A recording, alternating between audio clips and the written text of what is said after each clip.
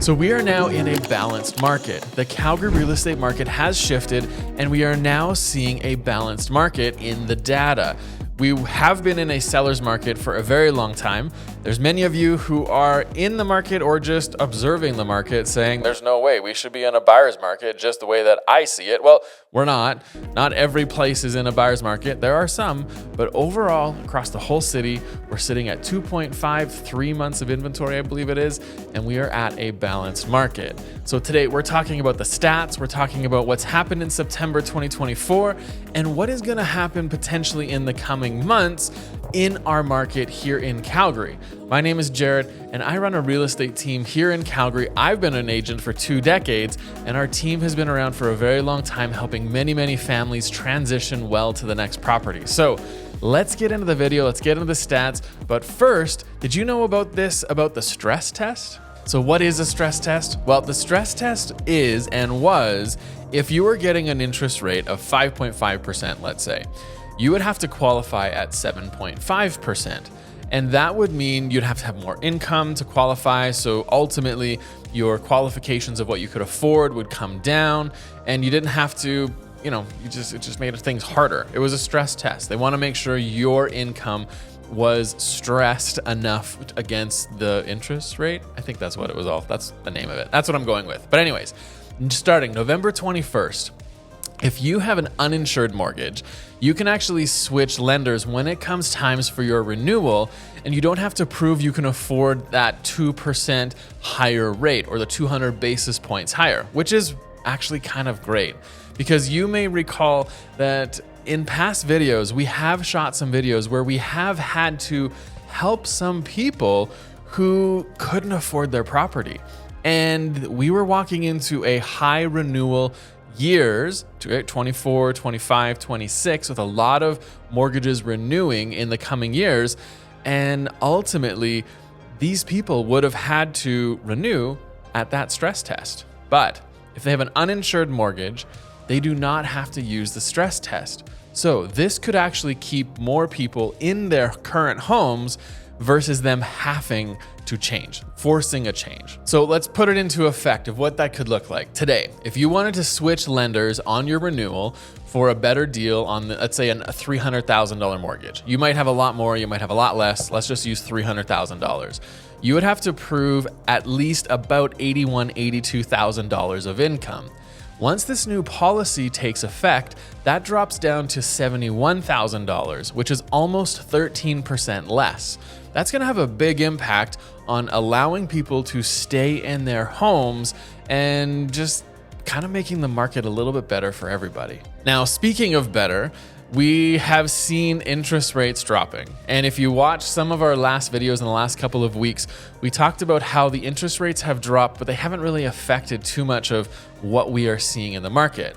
Now, once we start seeing fixed rates make a change, that's when we're going to start seeing some of the traction take place in our market, because that really affects buyers a lot more. But what happened was, over the last number of weeks, the US actually dropped their interest rates, like the Bank of Canada has been dropping theirs. They dropped 0.5%. We have only been seeing 0.25% drops. So if this gap widens further with the US dropping, that could actually cause further gaps in our Canadian dollar to US dollar ratios, which isn't going to help our economy. And so there's been a lot of articles coming out saying that in the coming months, we could actually start seeing a bunch of bigger drops with these interest rates, which ultimately is a good thing too. Again, I truly don't know if affordability in our city specifically is going to come in the form of cheaper prices. I think what's going to happen over the coming years is affordability is going to come in the shape of lower monthly costs. And so if those interest rates are dropping, if we have the stress test gone, all of those things are pointing towards that pretty clearly. The other things we saw this month, it was a busy month in announcements from the government, but we saw 30-year amortizations come into play, not just for first-time buyers buying new builds, but first-time buyers buying houses, which is a good thing. Again, I know some of you are gonna say a 30-year amortization is just adding more debt, but hear me out on this one. I have actually used 30-year amortizations in some of the homes that I've owned over the last, 20 years to help bring payments down. And then what happens is when I renew the mortgage, I'm not going back to 30 or back to 25. Like, I'll be able to save up and put more money down and try different things. So I think this is a good thing in the fact that it can be used as a tool. I don't want to be locked into a mortgage for 30 years, but I can use it as a tool for a time period as a first-time buyer to basically get into the market, and then I'm able to kind of in the future figure out what I'm going to do with that. But at least I'm in the market. And so that's where I think this is going to be a really great thing. However, it's only for first-time buyers right now. So could we see this moving into all buyers? I mean, I remember the days when we saw 30, 35, and even 40-year amortizations come out. That was a little bit too much. But I do wonder, we've already seen it go from new builds to all purchases for first-time buyers. Could we see that roll out where they just have 30-year amortizations happening in general? We could. So I wonder if we're going to see that in the coming months as well. So how does our market look? Well, our market, it's an interesting place. Let's take a look at these numbers. Let's take a look at the charts. Months of inventory, balanced market. This right here, my friends, is exactly what I was talking about.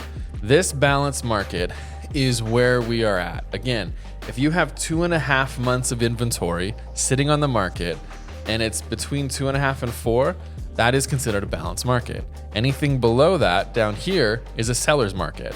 Anything above is a buyer's market. The whole city is now sitting at 2.53 months of inventory. So we have actually officially passed into the level of balanced market. We have been watching and seeing a ton of sellers market activity for a long time. Before that, we were looking at kind of before 2020, we were easily in some strong buyers markets. So the markets have been really moving around a lot the last number of years. And we're kind of moving in the direction of going into that balanced market, which is kind of welcomed because what that does is that gives us more inventory.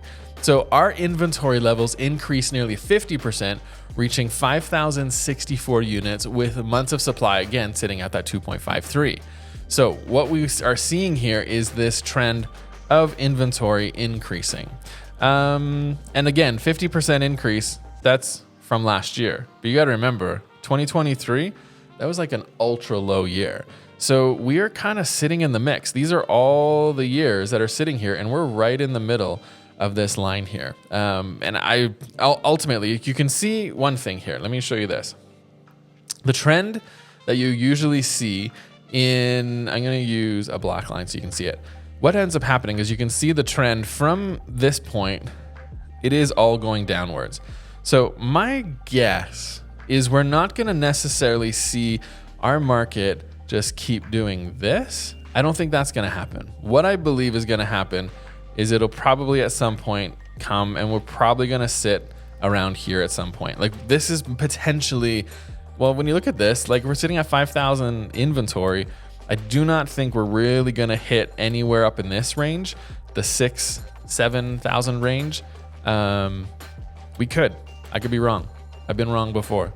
But my gut is that we're going to see that same trend. That's what happens at Christmas. It happens in the winter. We kind of slow down that way. But when we look at the number of new listings per month, this, on the other hand, we have not seen a number like this for the month of September since 2008.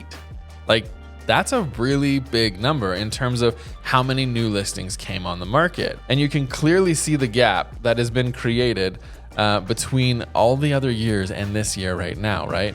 And so there's a lot of new listings coming on the market, which means a lot more options for buyers that are buying. And we still had 2,000 sales over this last month as well. We did see a decrease of about 17% compared to last year when we had that 2003 number of sales this last month.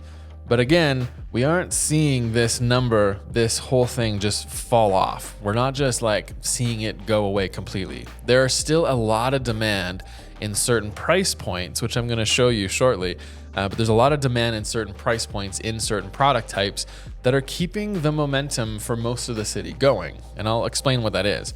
But if you love this data, you want more information, you want to hear and learn about all the markets like Airdrie, Cochrane, Chestermere, Okotoks, other things we're not even talking about in here, we have this market report that I put it together, links in the description, go get it, and enjoy being a data nerd. So here we go, market update. This is the chart that I do like the most. It just tells a big story. And I want to show something that's a little bit different than what we've talked about in this chart.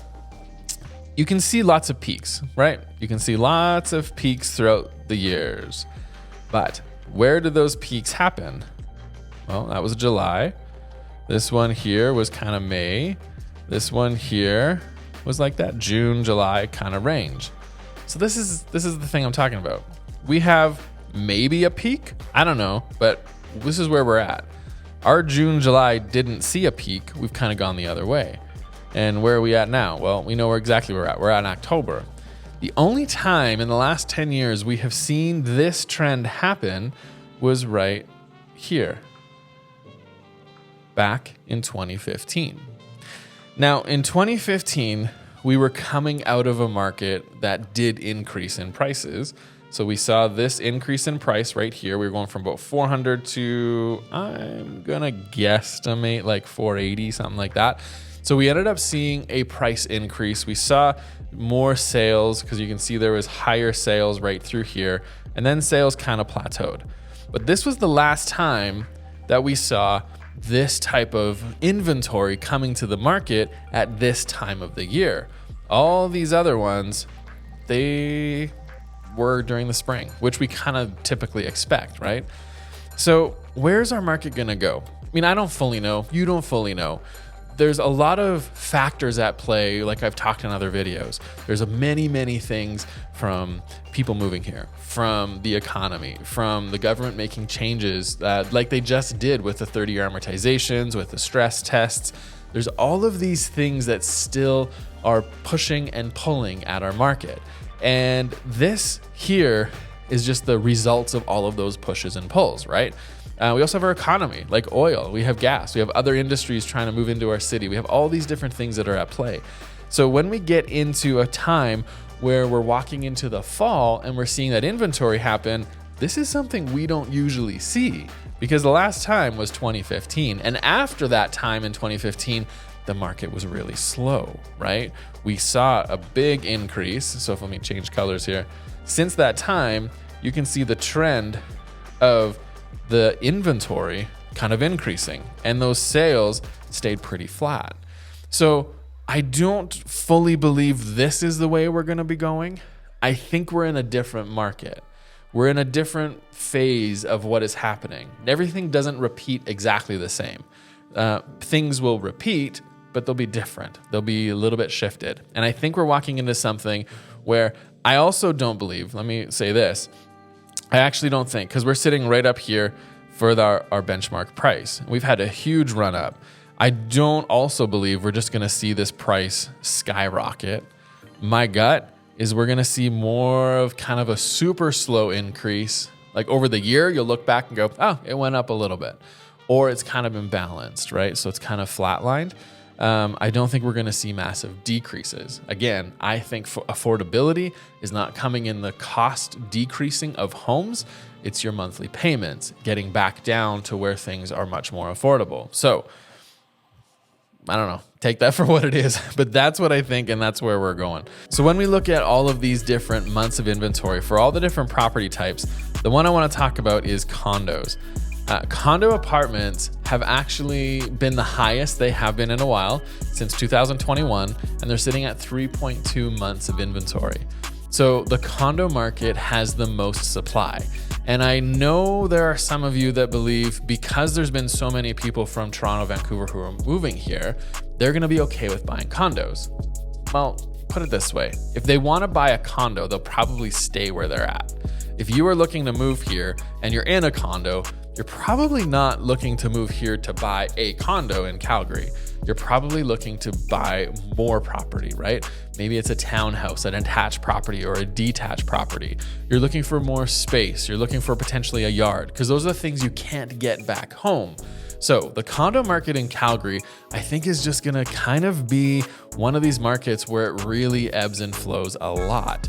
And so the other markets are going to be a little bit more stable, because that's what's in demand. That's what you are looking for when you are moving to Calgary. Or if you have been in Calgary your whole life and you're looking to make a change, a lot of times you're making changes for more space, simplicity, maybe cost effectiveness. Maybe you want to go downsizing, but maybe you'll move inner city, or maybe you just want to cut some costs and be able to afford things a little bit better, or move closer to schools. Like, there's so many reasons that people move, and to say it's just this way, this is what's going to happen, it's really, really hard to determine.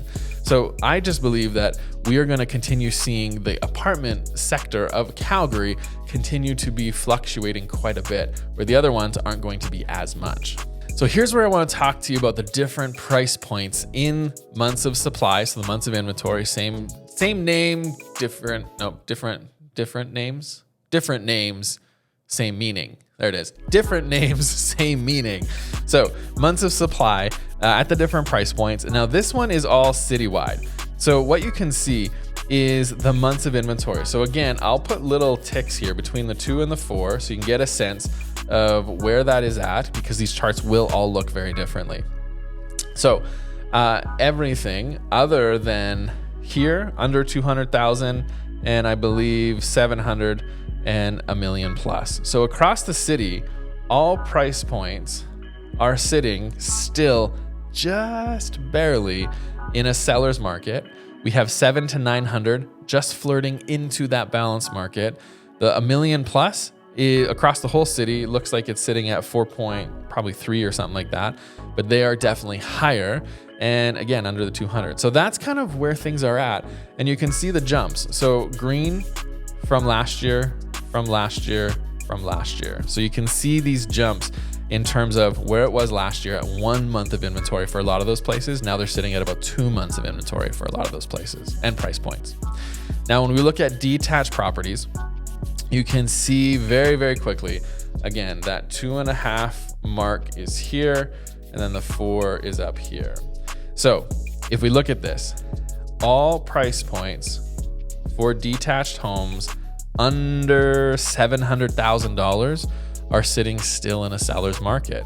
I mean, that's just what the numbers are saying.